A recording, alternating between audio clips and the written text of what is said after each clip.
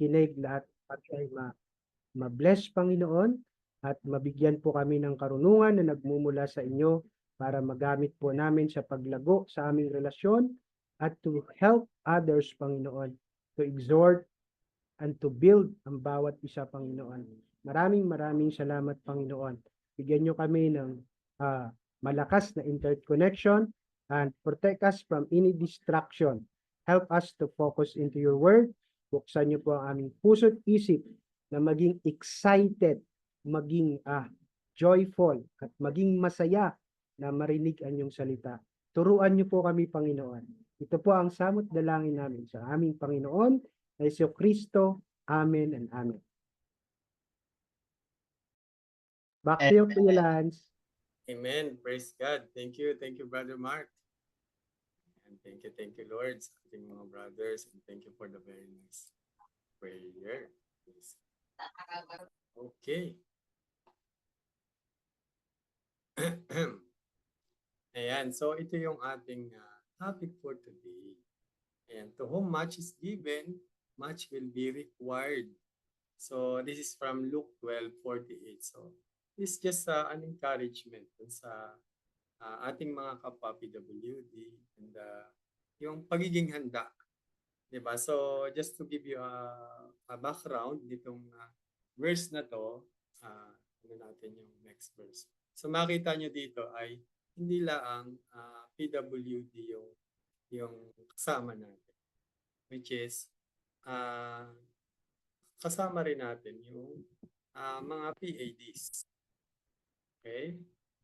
So yung mga PADs, parents ng may kapansanan, yung families, friends ng may kapansanan. So lahat tayo ay affected. So to whom much is given, much will also be required to us. Tingnan natin yung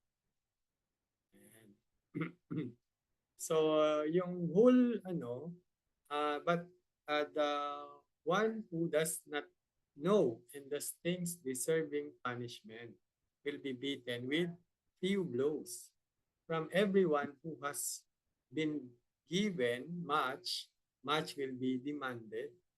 And from the one who has been entrusted with much, much more will be asked. Oh, diba? So, yun yung pinakaano natin. Dito kasi sa Luke 12, this is a part ng medyo mas malaking ng teaching ni Lord Jesus. Mas broader teaching about faithful stewardship, accountability, and readiness for His return. Di ba yung second coming? And we are all excited. Saka dito sa passage na to, Jesus is addressing His disciple and speaking about the importance, yung kahalagahan na maging handa, maging ready, maging watchful, diba? And responsible in managing what God has entrusted to us, diba? To them.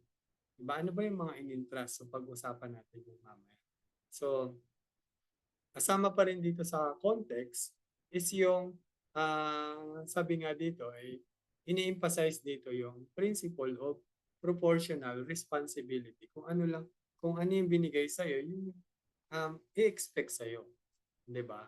So, nangangahulugan hindi bukod dun sa mga knowledge, sa wisdom, gifts, yung mga natin, spiritual gifts, 'di ba? And other resources or held to a higher standard of accountability. Naalala niyo yung tag dito yung parable ng pinaiwan yung mga yaman nung hari, nung tawag doon, ng katiwala. So binigyan sila ng kanya-kanya, pinalago nila, and they are responsible. Diba? Yung sabi pa nga dito, those entrusted with great responsibility must be diligent and faithful as God expects more from them. Diba? Sabi nga sa diba? Spider-Man, with great power comes great responsibility. In all our blessings, there's always responsibility.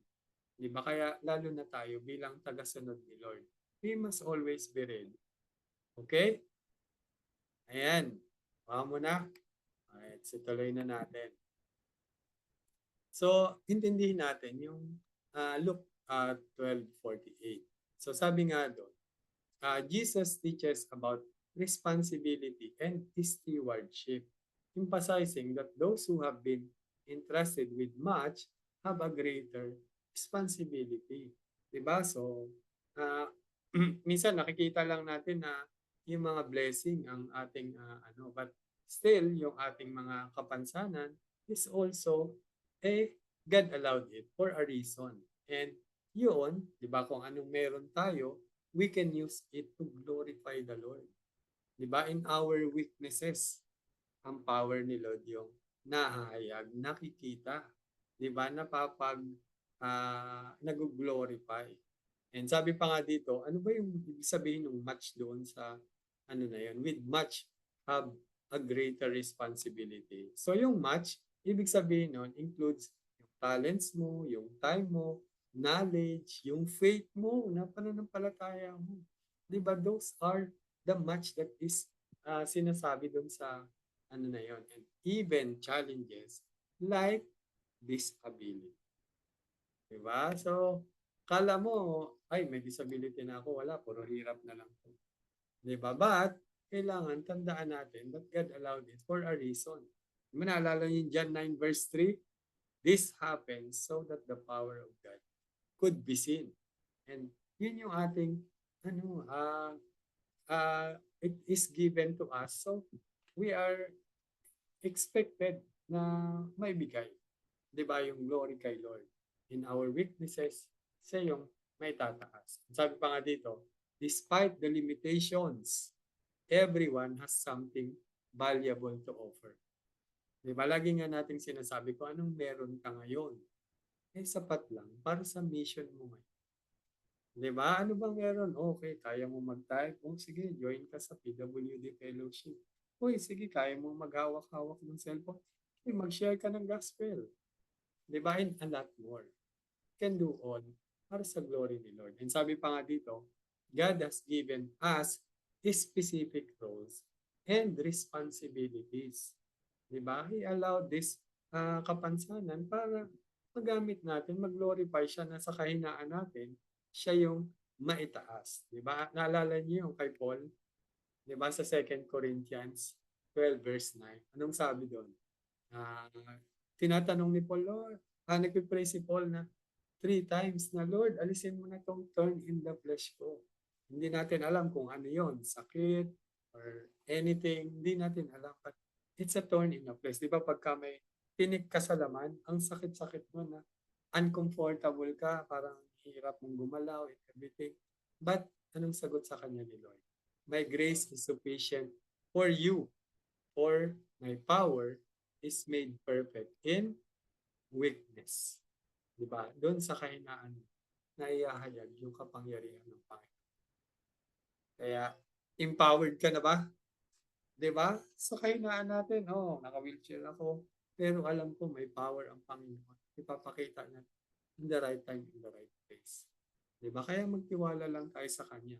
Hindi lang sa mga kapansanan, physically, mentally, emotionally, diba? Even, yung mga nadidepress, a lot more. Diba kasi, natural na buhay. Diba doon sa mga kahinaan natin ano ba ang nahahayag? Diba dahil ang grace ng Lord ay sapat na sapat. Diba sa atin. Kaya magalak tayo. And sabi pa nga dito, our limitations or weaknesses do not exclude us from being called by God. Kung may kapansanan ka, hindi ka natatawagin ng Lord. Hindi ka na pwede dito sa walang ganun. Diba? Kasi, sabi nga din sa ating mga previous person with disability is people first. Person muna bago siya magkaroon ng disability. Kaya, we are all pwedeng tawagin ng Lord. Diba? Ano man yung status mo. Bata, matanda, inaaway lang ako ng lamok dito. Pero, di ba, tinatawag tayo. And we can respond to the Lord. Di ba, our disabilities can magnify His strengths in our lives. Di ba dun sa mga kahinaan natin, we can glorify the Lord. And sabi pa nga dito, being entrusted with much can sometimes mean enduring challenges. Di ba? Talagang, ano mo lang, tiisin mo. Di ba? And si Lord, God provides grace and strength to fulfill our purpose. Di ba? Si Lord ang mag-fulfill niyan. Kaya, anong part mo? Obey ka lang. Sunod ka lang kay Lord. Di ba? Parang si Paul, hey, hindi inalis yung turn in the flesh ko. So, alangan namang tumalikod daw kay God or anything. Bagkus, grace is sufficient for you. For my power is made perfect in weakness. Sa mga kahinaan natin, doon nahayag ang power ni Lord. Diba? And tayo, ang dami nating testimony na kahit ganito yung ating uh, status, nabibless pa rin tayo. Nakaka-share sa iba. Diba? Nakaka-share ng inspiration and a lot more. Diba? Kaya we continue to focus on the Lord. Kaya kailangan ay embrace natin yung mga gifts natin. 'Di ba? Parang si Moses, 'di ba? Hindi niyo ba alam na si Moses nag-stutter siya? 'Di ba? So sabi nga dito, every person has something unique to offer. So isipin mo lang that that's something unique to offer mo. 'Di ba kay Lord kung ano man yung capacity. These abilities can refine us to rely more on God. 'Di ba? Lord, di ko naman talaga to kaya. Lord, tinatawag mo ako dito hindi ko naman to kayang gawin. Diba parang si Moses, pag salitain mo ako dun sa Pero, ako naman, nag-i-stutter ako, di ba? Hindi ako eloquent, di ba? But sabi ni Moses, despite his speech difficulty, um, si God used him to lead Israel out of Egypt. And his weakness become a platform of God's power. Di ba kasi nagdi-depend siya kay Lord and ganun din ang ginagawa natin. Di ba na, okay, mahina tayo, but we depend on the Lord. Ako, pagising ko pa lang, di ba?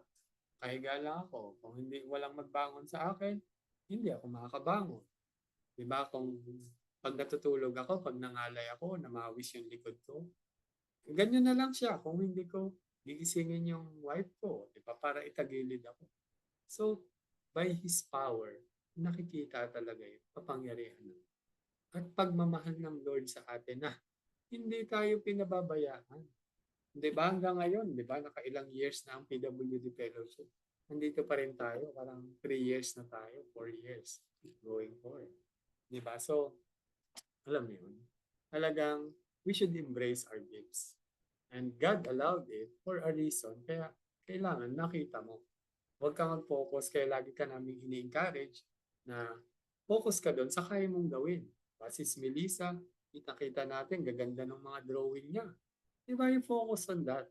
Di ba? Yes, hindi natin babaliwalain yung mga struggles natin. Medically, physically, mentally, emotionally, diba even spiritually, hindi natin binabaliwala yun. Pero, na-overcome yun, nalalampasan yun ng glory ni Lord. Yung kalawalhatian ni Lord. Even the peace that surpasses all understanding, nalalampasan niya yun because nakatuto ka kay Lord. Doon ka naka-focus. And sabi nga, if God is with us, who can be against us? Diba? Ayan. So, even sabi nga dito, what talents or abilities has God given you? Palagay mo, ano ba yung mga talents and abilities na binigay sa iyo ng Lord? Think of ways to use this to glorify Him.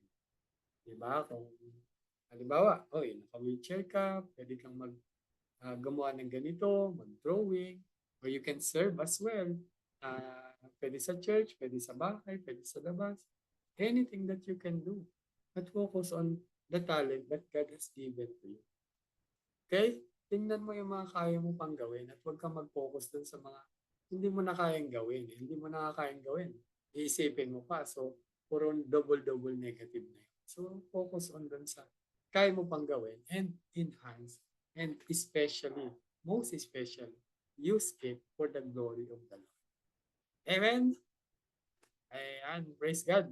So, embrace it. Paano ba natin gagawin to? Paano yung action point natin dito bilang stewards of our challenges? Diba, may kapansanan tayo, pero pinagkaloob ni Lord sa atin, pinagkatiwalaan. Sabihin mo nga, pinagkatiwala sa iyo ni Lord yan. Diba, pinagkatiwala to sa akin ni Lord. Itong pagiging wheelchair, pinagkatiwala. Kasi, di ba, alam niya at kung paano katibay niyang ginawa tayo. Di ba? And sabi pa nga dito, disability can be a platform for God's glory. How we manage our circumstances can inspire others. Di ba? Marami na tayong narinig. Nick Vujicic, di ba? Puto lang kamay at paa, but still nakaka-encourage. Di ba? Nagkaasawa pa, nagkaanak, and everything. Diba? So, inaano niya na, walang kulang sa akin. Pinanganak ako na ganito, and I will do what God sa akin, pinagagawa. Diba? And ang planning action point natin is to reflect on your challenges and how you can use them to encourage others or show God's faithfulness. Diba? Yung testifying, diba? Marami tayong testify dun sa mga natin, yung 1-minute practice natin, yung pagtitestimony ng ginawa sa iyo ni Lord from dati, hindi mo kilala siya, ngayon nakilala mo siya, at ngayon, after mo makilala siya. Diba? Before, and then yung encounter, and then after. Diba? And people will be blessed. Diba? And tayo, patuloy lang tayo na maging tapat kay Lord. Yan. Okay.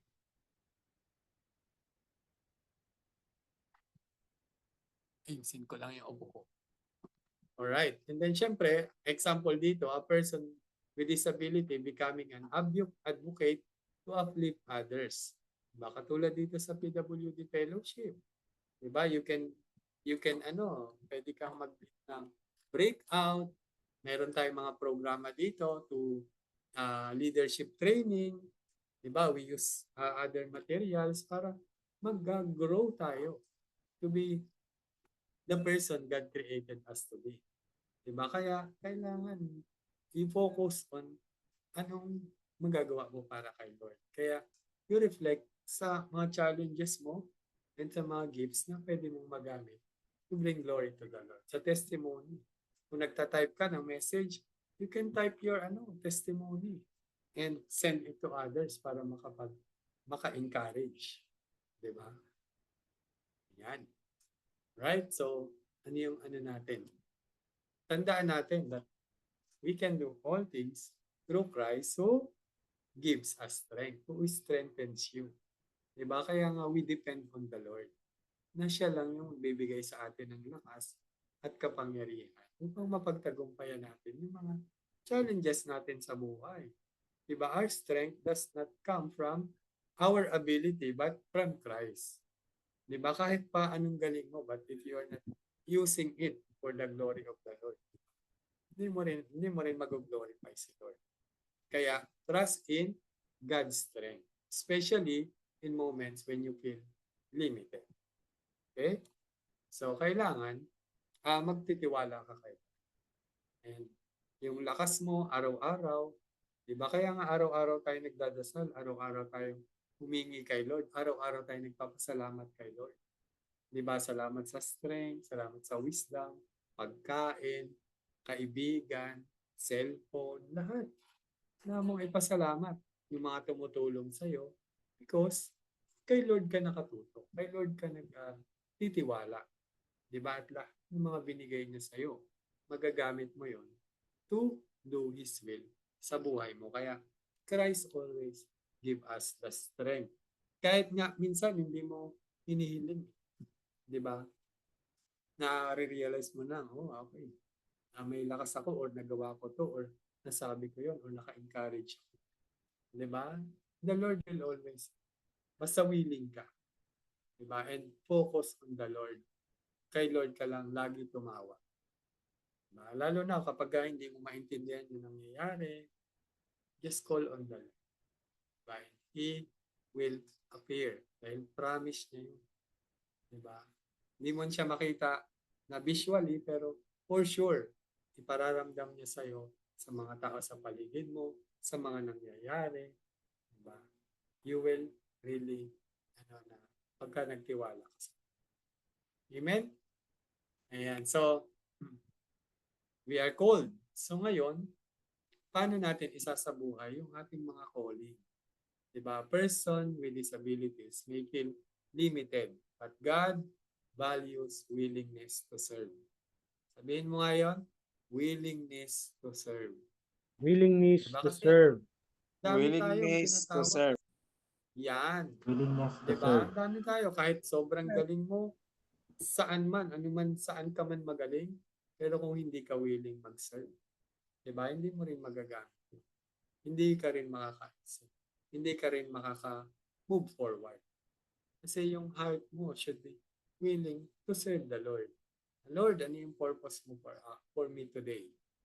Okay, kahit yung mga maliliit lang na magpasalamat ka na hindi mo dating ginagawa sa mga kapamilya mo, sa mga tumutulong sa'yo, di ba? Na sincerely, na maramdaman talaga na I'm so thankful sa ginagawa mo sa sacrifice akin every day. Di ba? Or sa ginawa mo. Thank you so much. Di ba? Doon pa lang. Naramdaman mo yung willingness. Diba? And may example dito, yung widow's offering sa Mark 12:42 to 44. Naalala nyo yung nagbigay siya ng natitira niyang coins. Diba? Kaysa doon sa isang mayaman na ang dami niyang binigay, talagang pinangalandakan niya pa. Pero ito talagang dinukot niya and binigay niya as an offering. Diba? Sabi nga dito, though small in human terms, her offering was great in God's eyes. Kasi yun na lang yung natitira. Sa kanya, pero binigay pa niya. Diba? And lalo tayo, mga PWD. Ano ba yung mga natitira na lang sa atin? Lakas. Diba? Yung kaya natin gawin. Yun pa yung kaya natin offer kayo. Diba? And sabi nga dito, your offering was great in God's eyes. Siya pa yung kinuwin.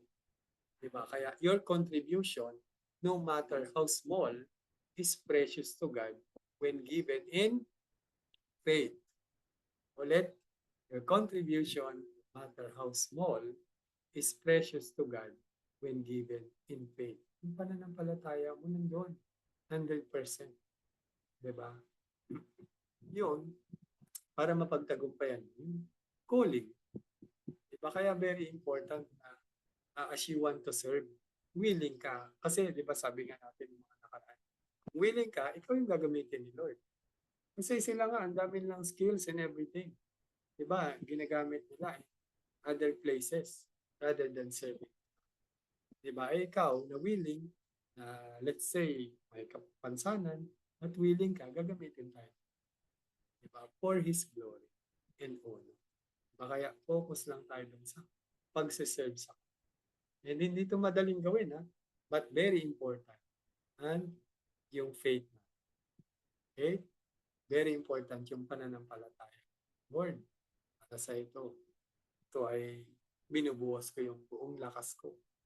Diba? Parang si Ate Glo, Lord, para sa ito, pupuntahan ko yung mga kapwa PWD, tulungan sila, gabayan sila dun sa kanilang mga pangailangan. Talaga, those things ay napakalaki na. Dahil hindi nanggagaling sa tao yung kanyang lakas, but sa Panginoon. Diba? Dahil alam natin, God will sustain. Diba? So, ano yung action dapat natin dito as we want to serve faithfully? So, we are called to be faithful stewards of whatever God has entrusted to us. Ano ba tayo meron? May time tayo. Diba? Yan yung currency na ang lahat ay meron, lahat ng tao. Diba? Or even in this world, tao, hayop, diba? O bagay, merong time. Diba? Yun yung currency na kaya natin i-expend according to what we want. Diba? Mahirap, mayaman, diba? Mahal na relo or murang relo, parehas lang naman ng oras. Diba? Kaya we can share it to others. Anuin mo yung makinig ka sa isang brother mo or sister mo. Di ba? Or i-message mo siya, kamusta ka na? Di ba? Hindi mo alam yung pangangamusta mo can go to places. Di ba? Yung energy mo, yung effort mo, na okay, puntahan ko to, bisitahin ko to, or gawan ko to ng something na ma-encourage siya. Di ba? And especially your testimony. Di ba? Ano yung ginawa sa inyo? Di ba? So, alam mo yun, those things, kala natin, wala, worthless naman tong kaya kong gawin. Di ba? Ay, wala naman tong. Pero sa mata ng Diyos, yung time na iniaalay mo sa Kanya, yung energy, yung effort, yung iba nga, yung kanilang finances. Di ba? And a lot more, even the things, lahat ng meron ka, you can offer it back to the Lord. Kasi kay Lord naman talaga. And binigay sa'yo ni Lord para magamit mo. And you give it back to Him for His glory. Diba? Kaya yung action step natin dito, para may sa buhay natin, find a way to serve in your community or in church that aligns with your abilities, such as prayer support or mentoring. Diba? Kahit nagba-Bible ka lang, pag-pray mo to si ganito, or may nag-ask ng prayer sa PWD Fellowship, message mo siya, kamustahin mo, kamusta ka na. Diba? How can I pray for you? Yung prayer mo, yun, pinag-pray na kita. Diba? Hindi mo alam how encouraging it na pagpapalakas. Diba? Naalala ko nga yung isang nag-message sa akin sa Love God More and Disability page na, Kuya Lance, meron akong bukas chemotherapy, natatakot ako. Makakatapusan ko na or anything. Baka last ko na yun. Diba? And stage 4 cancer yata siya. At alam mo yun, as we fellowship, prayed for her. Diba? And alam mo yun, bilang tayo, sabi nga, pain for purpose. Narinig nyo na ba yun? Yung mga pinagdadaanan natin, wala lang, hindi yan wala-wala lang sa Panginoon. Diba? Pinadaan niya tayo dito for His purpose, for His reason. Kaya you should be empowered na, yes, pinagdaanan mo to, pangit yung experience mo, but sabi nga sa Romans 8:28, God works for our good. Diba? One who love Him and called according to His purpose. Diba? It makes everything good. Kaya, yung ating pain, napupunta sa purpose na, oo, naranasan ko yan. Ganito yung nangyari. O hindi man eksaktong pangyayari, pero nararamdaman ko yung sakit at hirap mo. Dahil halos naramdaman ko. Kaya willing akong makinig sa'yo. Willing akong ipag-pray. At damayan ka sa oras ng pinagdadaanan. Diba? Kaya, alam mo yun, may mga pinagdadaanan tayo, pero walang tapon kay Lord. Sabi nga, diba, may pinagdaanan ka, walang tapon kay Lord, magagamit ni Lord yan for a certain time, in His way, in His timing. Diba, kaya focus ka lang kay Lord. Lord, pinadaan mo ako dito, sinurvive mo ako, ano ba yung purpose ko? Diba, and kapag may mga tao pupuntahin sa'yo, back tayo dun sa nag-contact sa akin sa Love God More. Sabi niya, after our prayer, after our fellowship, Lance, ready na ako. Ano man yung mangyari bukas, I'm at peace. Diba? Lalo na, nanasan niya yung pag-surrender kay Lord. Diba? Kaya, whatever nakaharapin natin, God will allow it for a reason. Alam mo yan. Sabi ko nga, i-heal man ako ni Lord dito or hindi, I will still serve Him. Diba? I will still continue what He wants me to do. Kasi it's always a privilege and opportunity na mapaglingkuran ang Panginoon sa capacity na kaya natin. Diba? Hindi naman tayo dininiman ni Lord na naka-wheelchair na ako, magbuhat pa ako dyan ng sobrang bibigat na. Hindi naman. Diba? But binibigyan tayo according to our capacity.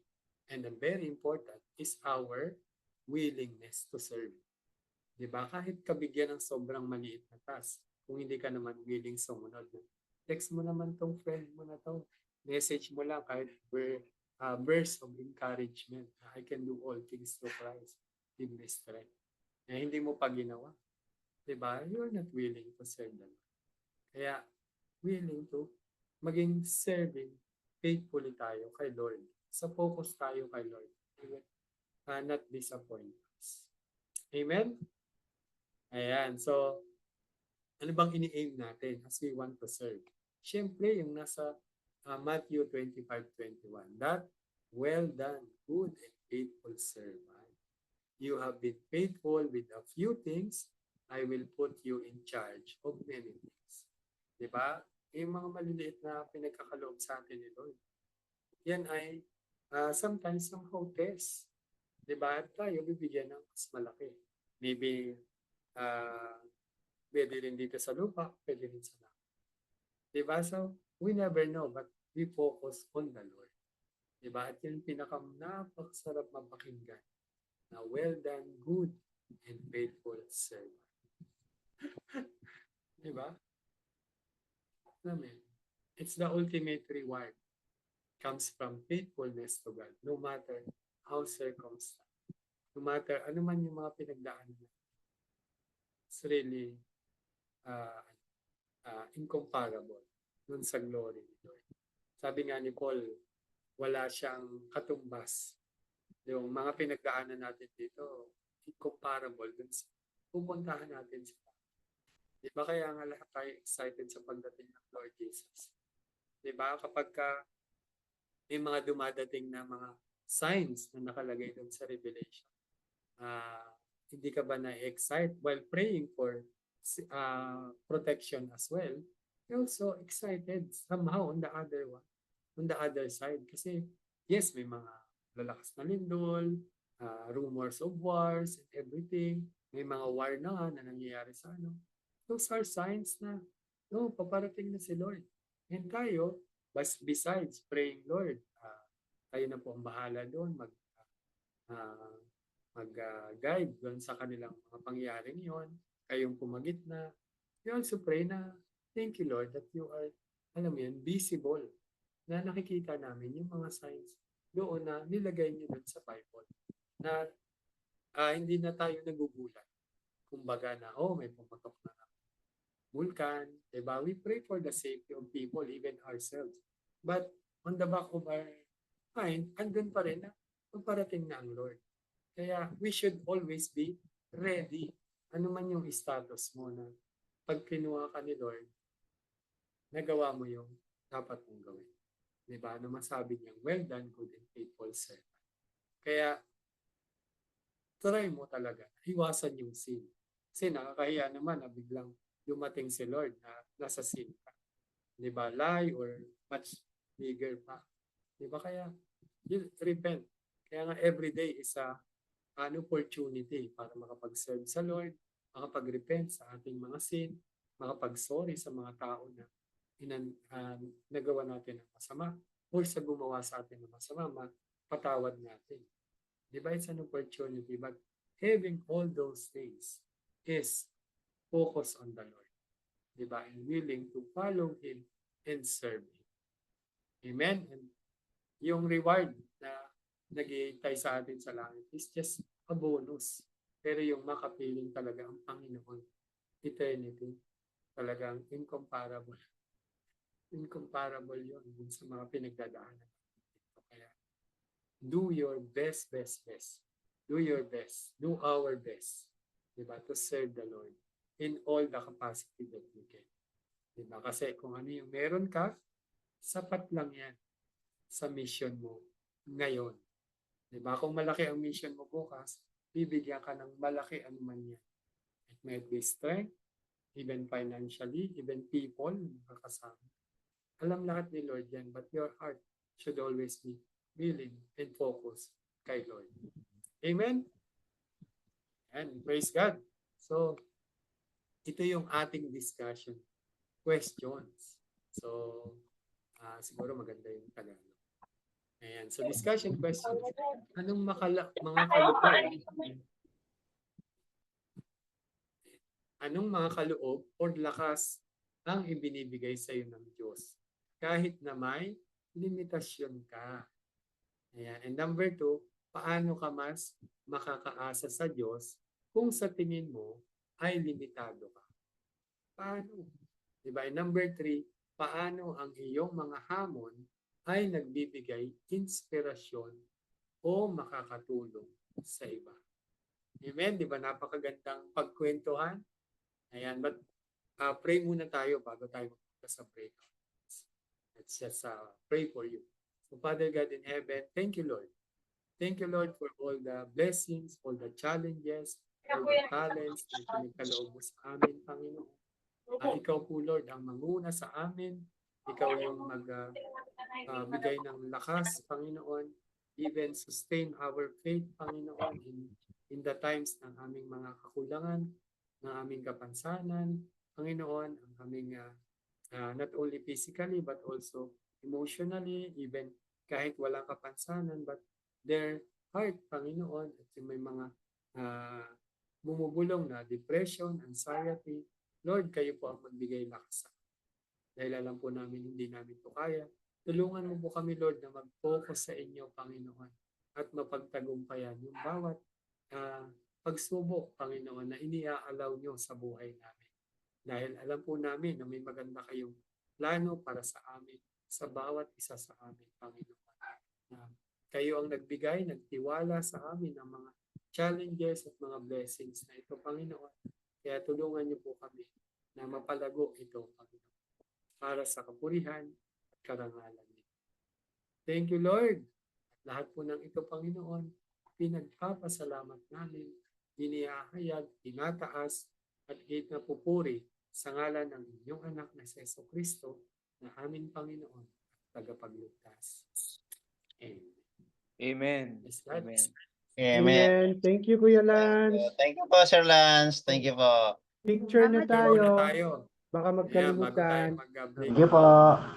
Amen. Yes, God. Glory to God. Ayan, open your cameras sa mga pwedeng mag-open. Doon naman po sa hindi, okay lang po. Alam po Si namin na may Marilyn. mga problems Ma'am minsan yung Anchua, hello. Kuya Don, Hello po. Ate Eloisa, Good Sino pa po? afternoon po sa Ate. lahat. Ayan. Welcome po sa mga newly po. Praise Welcome God. po, yes, Kuya Bronister. Nestor, hello. Welcome po. Sis Anchoa, welcome po. Sige po, take a picture na po tayo. Don't forget to smile. Okay, smile. 1, 2, 3.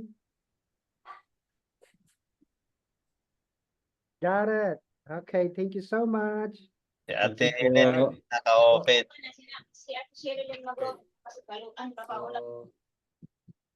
So, open ko lang yung ating breakout room.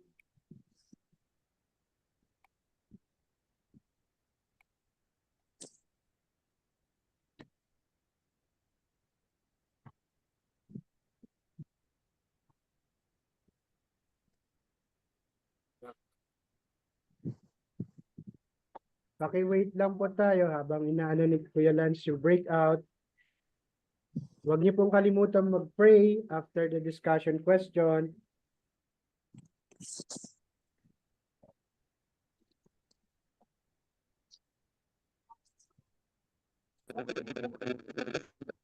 Alright, so open ko na po. Enjoy po kayo.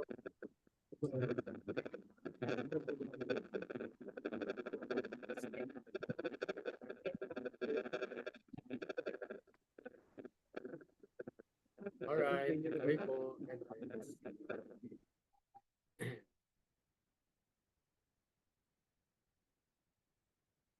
Yan, join na po kayo and enjoy po.